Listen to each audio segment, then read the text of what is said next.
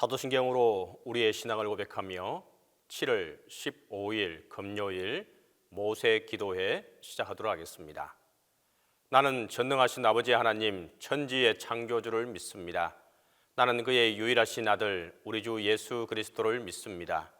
그는 성령으로 잉태되어 동정녀 마리아에게서 나시고 본디오 빌라도에게 고난을 받아 십자가에 못 박혀 죽으시고 장사된 지 사흘 만에 죽은 자 가운데서 다시 살아나셨으며 하늘에 오르시어 전능하신 아버지 하나님 우편에 앉아 계시다가 거기로부터 살아있는 자와 죽은 자를 심판하러 오십니다.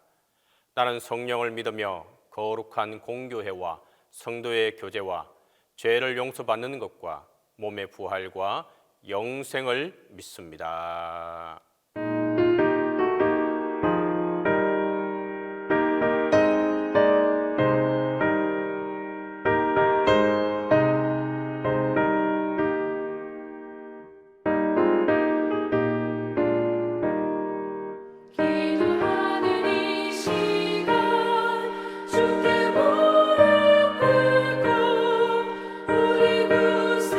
주 앞에 다 나아가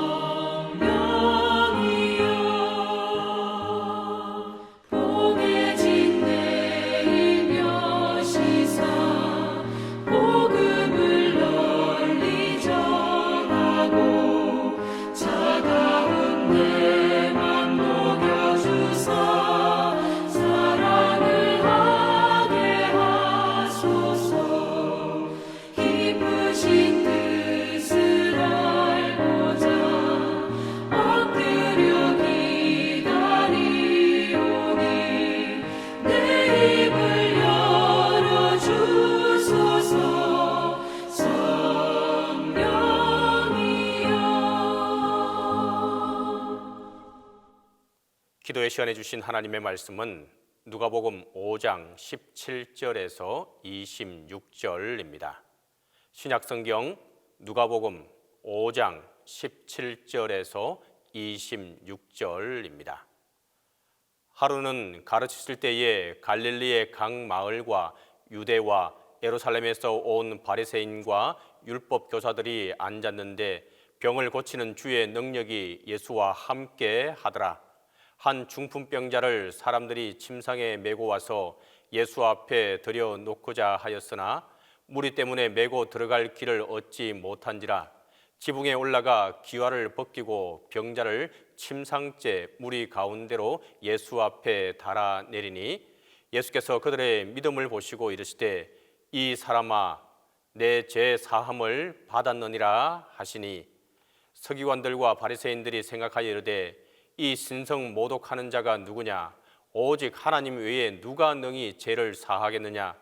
예수께서 그 생각을 아시고 대답하여 이르시되 너희 마음에 무슨 생각을 하느냐? 내 죄 사함을 받았느니라 하는 말과 일어나 걸어가라 하는 말이 어느 것이 쉽겠느냐? 그러나 인자가 땅에서 죄를 사하는 권세가 있는 줄을 너희로 알게 하리라 하시고 중풍병자에게 말씀하시되 내가 내게 이르노니 일어나 내 침상을 가지고 집으로 가라 하시매 그 사람이 그들 앞에서 곧 일어나 그 누웠던 것을 가지고 하나님께 영광을 돌리며 자기 집으로 돌아가니 모든 사람이 놀라 하나님께 영광을 돌리며 심히 두려워하여 이르되 오늘 우리가 놀라운 일을 보았다 하리라.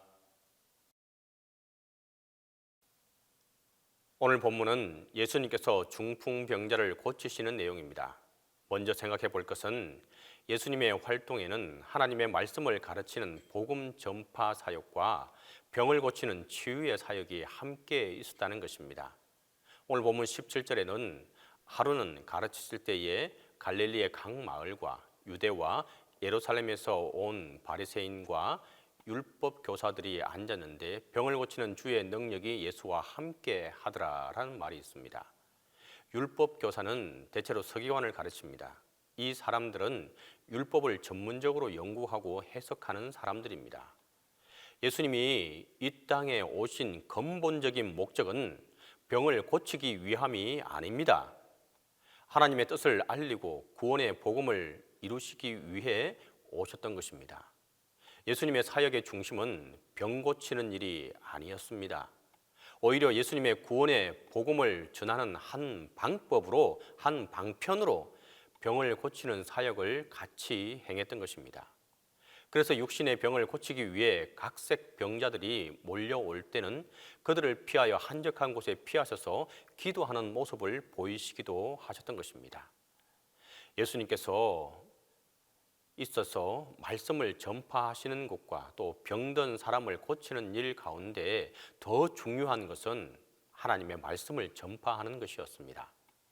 하지만 예수님의 이 소문이 각 지역으로 퍼져갔을 때에 가는 곳마다 사람들이 넘쳐나게 됩니다.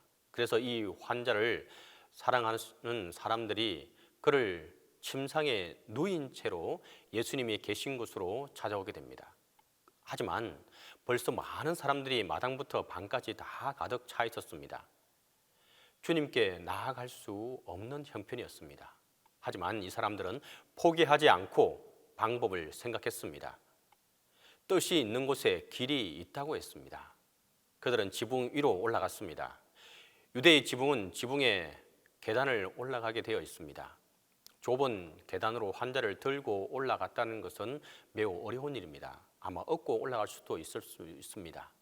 아무튼 이 네 사람이 환자를 메고 올라가서 지붕 기와를 걷어내고 환자를 주님 앞에 내려놓게 됩니다.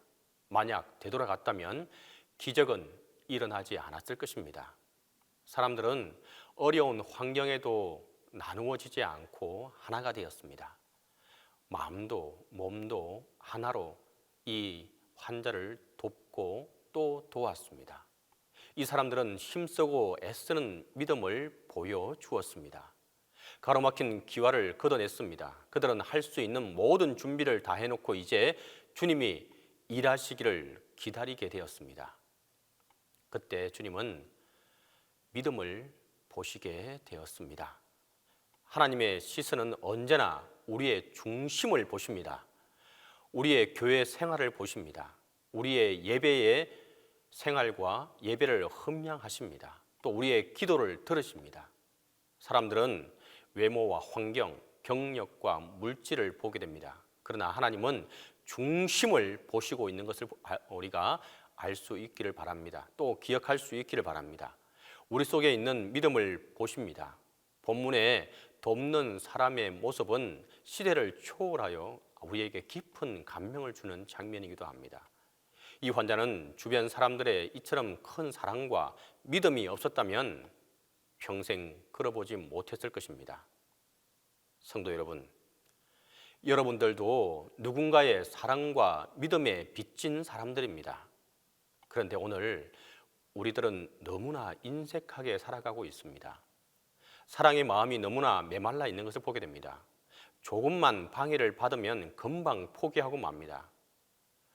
우리는 같은 교회에 있지만 다를 수 있습니다. 또 생각이 다를 수 있습니다.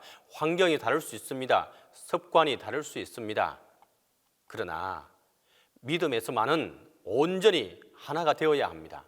하나 된 믿음으로 우리 주변에 예수님을 만나도록 도와야 할 분들에게 아낌없는 사랑을 실천할 수 있기를 간절히 바랍니다. 힘써 복음을 전거할 수 있기를 바랍니다. 예수님은 이 환자에게 내 죄 사함을 받았느니라 라고 하시며 사죄를 선언하셨습니다. 방해꾼으로 온 서기관들이 본색을 드러냅니다. 제사함은 하나님만이 하실 수 있습니다. 그런데 예수님이 제사함을 받았다 하니까 하나님만이 하실 수 있는 일을 한다는 이유로 붕괴합니다. 하나님께 대한 충성으로 예수님을 신성모독죄로 몰아세우고 있습니다. 이 사람들은 자기들이 하나님을 사랑한다고 생각하고 있습니다. 하나님의 일을 방해한다고는 꿈에도 생각하지 않았을 것입니다. 실제로 이스라엘 사람들은 죄가 있으면 희생 제물을 가지고 예루살렘 성전에 올라가서 희생 제사를 드린 다음에 제사장으로부터 죄 용서의 선고를 받았습니다. 그런데 예루살렘이 아닌 곳에서 제사장이 아닌 사람에게서 희생 제사도 없이 죄 용서를 받는다는 것은 그 당시에 사람들이 상상도 할 수 없는 일이었습니다. 그렇기 때문에 26절에 오늘날 우리가 놀라운 일을 보았다는 고백을 하며 놀랬던 것입니다. 예수님의 근본적인 목적은 한 중풍병자를 고치는 것이 아니라 그 사건을 통해서 자기가 바로 메시아로서 죄를 용서할 권세가 있다는 것을 보이시는 것이었습니다. 그래서 자기가 메시아란 사실에 가장 민감하게 반응하는 바리새인과 서기관들 앞에서 중풍병자를 고쳐 보이심으로 하나님의 대리인으로서 이 땅에 오신 분이라는 것을 증명하셨던 것입니다.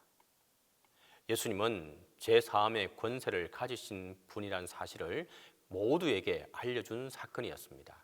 육신의 질병은 세상의 의학이 치료할 수 있지만 우리 영혼의 죄 문제는 제사함의 권세를 가진 하나님 또 예수님 앞에서만 해결받을 수가 있는 것입니다. 주님 앞에 나가는 우리에게 필요한 것은 다름 아니라 믿음입니다.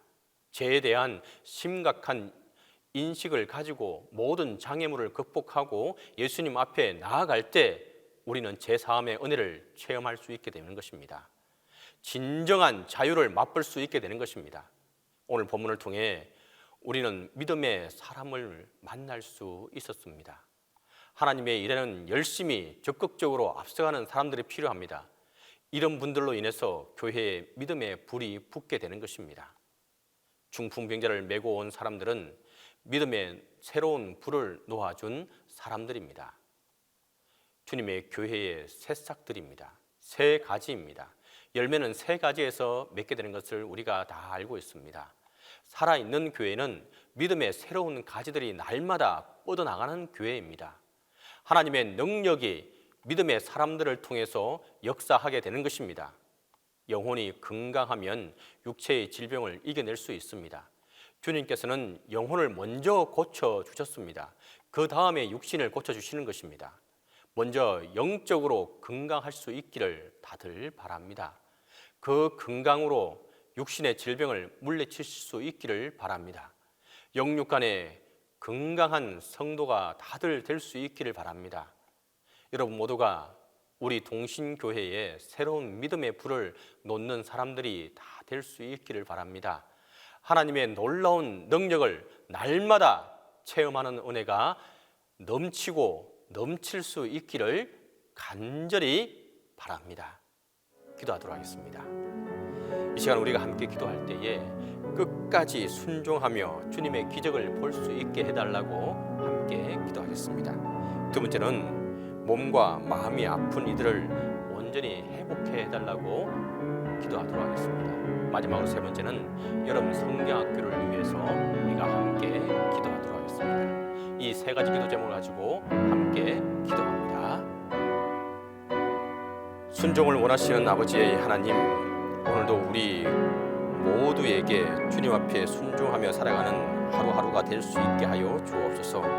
하나님의 말씀을 가슴에 담고 말씀에 순종하며 매일의 걸음을 내딛는 우리 모두가 되게 하여 주옵소서.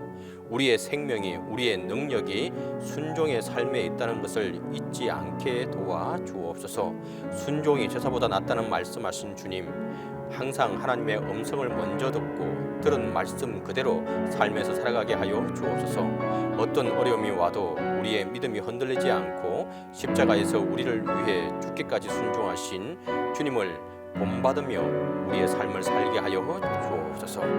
주님, 이 시간은 또 아픈 이들을 위해서 기도합니다. 특별히 우리 교회에 있는 아픈 성도들과 한우들을 위해서 기도합니다. 병 낫기를 소망하고 온전히 회복되기를 소망하는 성도들 한 사람 한 사람, 또 그들의 고통과 아픔을 주님께서 아심에 하나님께서 그들의 아픔과 상처를 만져주시사 온전히 회복케 하여 주옵소서. 그 육체가 건강을 힘입어서 이곳에 나와 함께 예배하고 찬양할 수 있도록 인도하여 주옵소서. 우리 성도들 가운데 어려운 또 여러 가지 상황에 놓인 성도들도 또 있습니다. 그들에게 이 고비를 넘어갈 힘을 더하여 주시고 용기를 더하여 주시사 하나님 앞에서 그 믿음이 굳건하게 세워지게 하여 주옵소서. 이 고난과 힘듦을 통과하여 더욱더 믿음과 신앙이 견고해질 수 있도록 성령께서 함께해 주옵소서. 주님, 여름 성경학교를 위해서 기도합니다. 또한 주님, 다음 세대를 위해서 기도합니다. 사람이 세워지고 다음 세대의 아이들이 또 우리의 자녀들이 청년들이 우리의 모습을 보고 신앙이 이어갈 수 있도록 자라날 수 있도록 우리 교회가 온전히 이 아이들을 위해서 기도하며 나가게 하여 주옵소서. 주님, 하나님 앞에 모이기를 힘쓰는 교회 학교가 되게 도와주시고 특별히 여름 사역을 위해 준비해가는 가운데 있습니다. 우리 교육부서 가운데 여름 사역을 준비하는 시간 속에서 교사들의 마음과 교육자들의 마음과 우리 아이들의 마음, 우리 모두의 마음이 하나 될 수 있도록 도와주시옵소서. 그래서 온전히 우리가 하나님을 바라보며 하나님의 신앙을 닮아가고 우리의 마음이 예수 그리스도의 마음을 또 닮아가고 변화될 수 있는 귀한 시간들이 되게 하여 주옵소서. 주님, 담임 목사님 주님께서 함께 해주시고 이 무더위에 지치지 않도록 영육간의 강건함을 주옵소서. 주님께서 함께 해주시사 지혜와 건강을 허락해 주옵소서. 이제는 주님께서 가르쳐주신 기도로 기도해 마치도록 하겠습니다. 하늘에 계신 우리 아버지, 아버지의 이름을 거룩하게 하시며 아버지의 나라가 오게 하시며 아버지의 뜻이 하늘에서와 같이 땅에서도 이루어지게 하소서. 오늘 우리에게 일용할 양식을 주시고 우리가 우리에게 잘못한 사람을 용서하여 준 것 같이 우리 죄를 용서하여 주시고 우리를 시험에 빠지지 않게 하시고 악에서 구하소서. 나라와 권능과 영광이 영원히 아버지의 것입니다.